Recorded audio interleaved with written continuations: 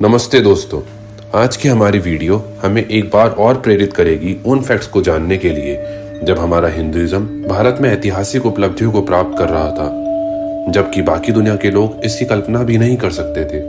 तो आइए जानते हैं कैसे हमारे शास्त्रों और उपनिषदों में 11वीं शताब्दी के लिखे गए उल्लेखों में विमान, जिन्हें आज के डेट में फाइटर जेट्स और एरोप्लेन कहा जाता है, उनका जिक्र है। एशियंट्स मास्टर्स थे इन इंजीनियरिंग के और इन डिवाइसेस के जिक्र होने से इनके मैकेनिकल नॉलेज की सोफिस्टिकेशन का पता चलता है, जैसे कि कौटिल्य के अर्थशास्त्र और सम्रांगन शतुधारा जैसी किताब में भी लिखा है। कौटिल्य अपने अर्थशास्त्र में और भोजा, सम्रांगना, शतुधारा में इन मशीन्स के एग्जिस्टेंस को कंफर्म करते हैं। भोजा की वर्क में मैकेनिकल फाइटर्स के भी जिक्र हैं, जबकि कौटिल्य आर्टिफिशियल रेन के लिए पर्जन्या यंत्र डिस्कस करते हैं। ये याद रखना इंटरेस्टिंग है कि इन यंत्रों या फिर मैकेनिकल इक्विपमेंट्स का फेम निग्लेक्ट होने की वजह से कम हो गया था, जैसे कि ब्रह्मा, इंद्र और प्रसारा के साथ एसोसिएटेड पैसेजेस में भी आता है, और बहुत ही बेसिक मैकेनिकल इक्विपमेंट्स भी लोगों को हैरत में डाल रहे थे, indicating the lost legacy of these intricate machines.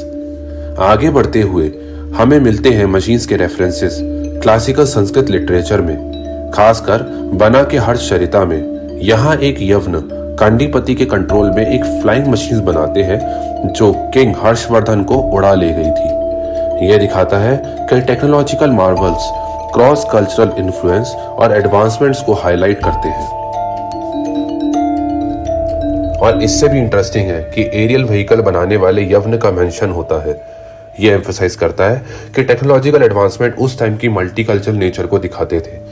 जब हम सम्रांगना शतुधारा के पेजेस में डीपर जाते हैं तो मिलता है एक rich tapestry of technological Marvels जो हमारे एंशिएंट्स अचीवमेंट्स के परसेप्शन को चैलेंज करते हैं।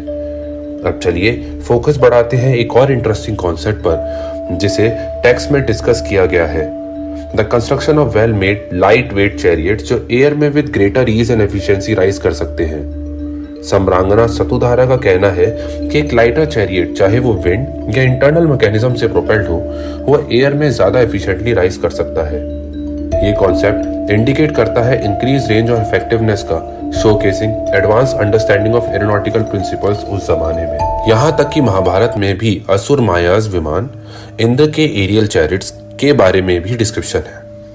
दारू विमान का उल्लेख भोजा के सम्रांगना की किताब में है, जो कि बताता है कि इस विमान में 4 पिचेस थे मरकरी के, जो कि आयरन ओवन के ऊपर लगे हुए थे। इन मरकरी के ओवन से काफी ऊंचे स्वर की नॉइज निकलती थी, जिसको बैटल में हाथियों को भगाने में काम आता था। ये डिस्क्राइब करता है कि भोजा की किताब में इस दारू विमान का डिस्क्रिप्शन है वो बिल्कुल सिमिलर है हस्ती यंत्र से, जिसका रेफरेंस कौटिल्य के अर्थशास्त्र में भी है। दिस इन टर्न प्रूव्स कि कैसे हमारे शास्त्र, जो कि आज से हजारों साल पहले लिखे गए थे, वो आज के टेक्निकल एडवांसमेंट से भी ग्रेटर है। इसका और रिसर्च पेपर और डिटेल डिस्क्रिप्शन आपको Indian institute of world and culture की वेबसाइट पर भी मिल जाएगा, जिसमें वी राघवन की बुक यंत्रस और मैकेनिकल कॉन्ट्रीवेंसीज इन एंशिएंट इंडिया का भी मेंशन है। धन्यवाद दोस्तों कि आपने हमारे साथ ये कैप्टिवेटिंग एक्सप्लोरेशन किया एंशिएंट इंडिया के टेक्नोलॉजिकल वंडर्स के लिए। अगर आपको यह वीडियो इंट्रिगिंग लगा तो लाइक करें, शेयर करें और सब्सक्राइब करना ना भूलें, और रहिए हमारे साथ ऐसे और फैसिनेटिंग इंसाइट्स के लिए। अंटिल नेक्स्ट टाइम, धन्यवाद और नमस्ते।